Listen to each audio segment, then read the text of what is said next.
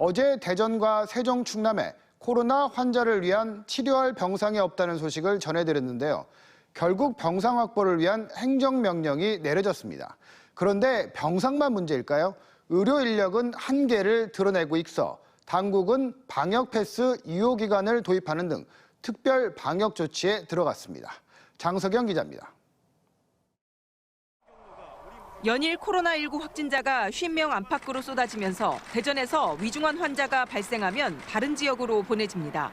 25개밖에 없는 중증 병상이 가득 찼기 때문인데 충남도도 38개 중증 병상 가운데 36개가 차 있는 상황입니다. 결국 방역 당국은 시도별로 행정명령을 통해 병상 추가 확보에 나섰습니다. 대전은 중증 병상 3개와 준중증 23개 등 모두 59개 병상을 추가로 확보하라고 건양대 병원 등 지역 종합병원에 지시했습니다. 또 충남도도 준중증 병상 25개를, 세종은 5개를 추가 확보하라고 행정명령 내려 이달 안에 운영에 들어가게 됩니다. 병상이 추가 확보되면서 일단 급한 불은 껐지만 지속적으로 확진자가 나올 경우 여전히 불안합니다. 게다가 장기화된 코로나 시국에 의료 인력들은 이미 지친 상황. 병상은 추가로 확보됐지만 의료 인력을 확보할 길이 없어 발만 구르고 있습니다. 채용 공고를 계속 내고 있고 중수본에도 파견 의료 인력을 요청을 하고 있는데요. 아무래도 전국적으로 공급을 하다 보니까 좀 어려운 면이 있습니다. 병상 부족 문제를 감안해 방역 당국은 앞으로 재택 치료를 원칙으로 하고 방역 패스의 유효 기간을 6개월로 설정한다고 밝혔습니다.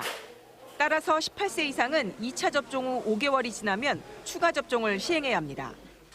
6개월이 경과되신 분들은 그동안 백신 패스로 이용했던 유흥시설이나 목욕장, 실내 체육시설, 그리고 경로당이나 노인복지관 시설 등을 반드시 접종을 해야만이 이용하실 수 있습니다. 또 대전시 남문광장 검사소에서는 전국 최초로 4시간이면 접수해서 진단검사 판정까지 가능해집니다. 기존에는 검체를 채취해 광주나 오송 등 타 지역으로 보내야 했다면 이제는 한 장소에서 채취부터 분석까지 한 번에 끝낼 수 있습니다.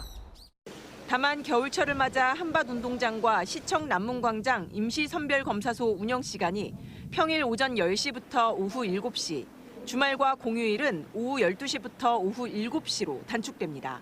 TJB 장석영입니다.